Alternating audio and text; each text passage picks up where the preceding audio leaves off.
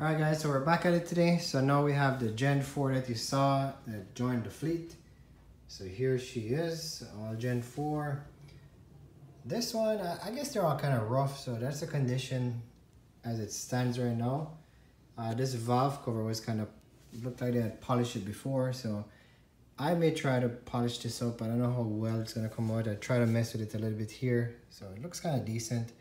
I was going to paint this thing red, but if I can get it to look kind of like right there, if I can get consistency like that, I might just leave it polished and then do some black accents around the engine, because I really want this engine to come out looking nice. So right off the bat, let's see what do we have with a Gen 4. So that's the front of the engine. On the side here, got all our accessories, which all of this stuff is gonna go. So we're gonna start off by getting rid of the alternator. Pulley for the AC compressor. AC compressor is gonna go. Crank pulley is gonna go. And then the power steering pump from the Caldina is gonna go. So we'll strip this entire thing down as we typically do with the last two engines that we did, which was the one from this car, the 93 MR2, and Craig's engine, which was on the last episode, or hopefully it should be the last episode if this comes out in sequence. So we're gonna get right into this, starting to tear it down. And again, I'm not gonna document too much in terms of this build. You guys are just gonna see the before and after, because if you're really, like I said, looking to do this swap, you know, you can just go back and watch my previous videos, okay?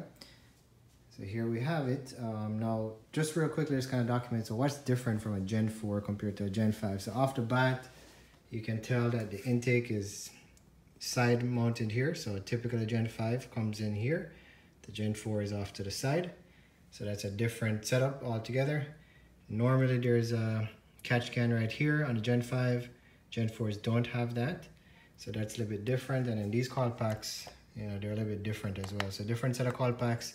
The injectors on the back. The Gen 5 uses some longer design injectors, and they're green. These are like a light blue color on the Gen 4. So just in case you're trying to figure out what's different.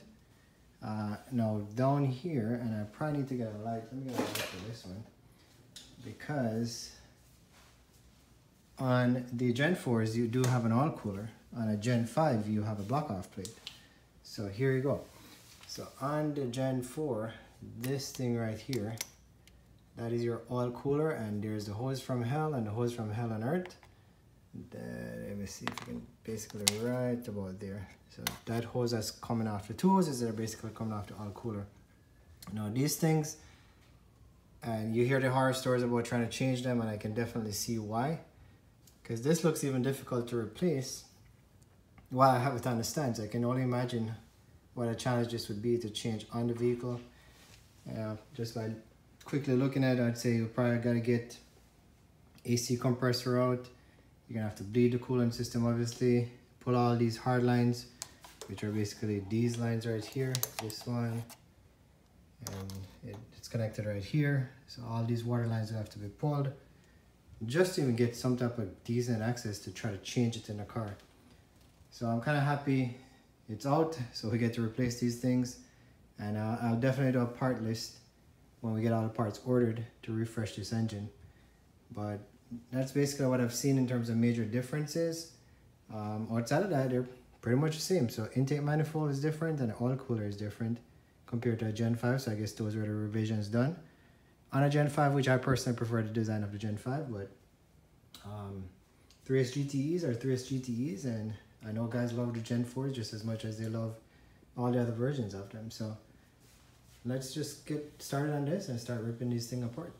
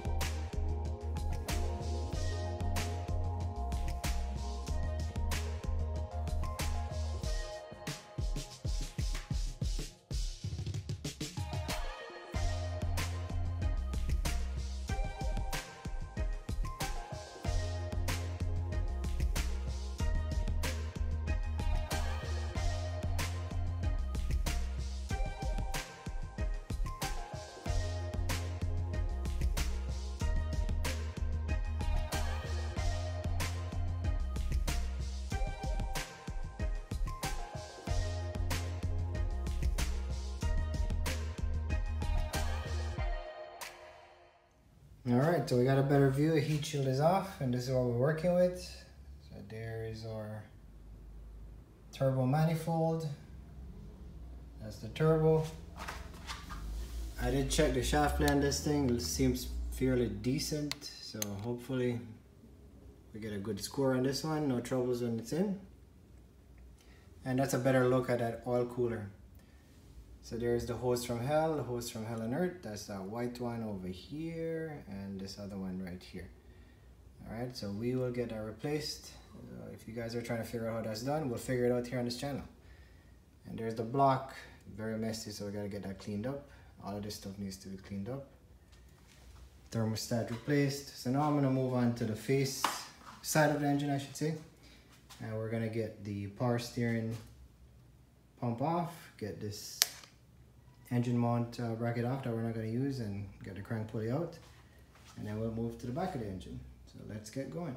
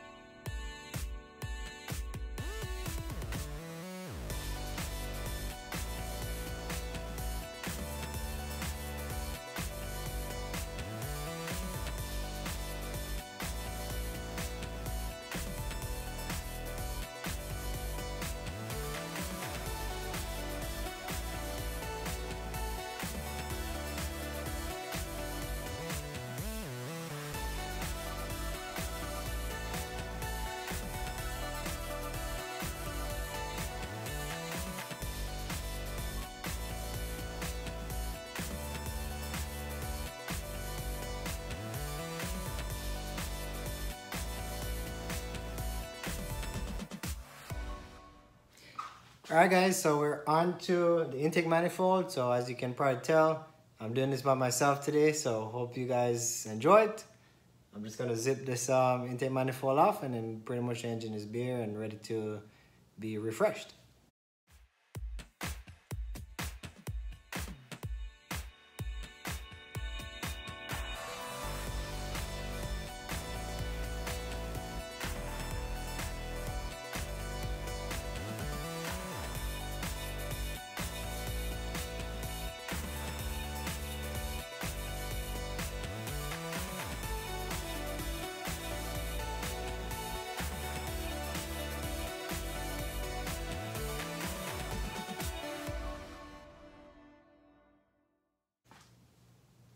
Alright, there you have it. Got a little bit of oil inside here, and some dirt. There you go.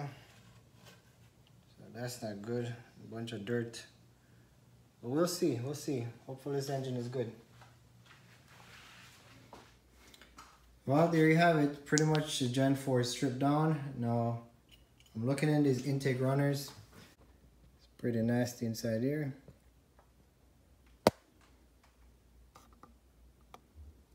But it's a 3S, it's a Toyota, so who knows, it may still run. Alright guys, so there you have it, a whole bunch of Gen 4 parts that we're not going to use back on this MR2 swap.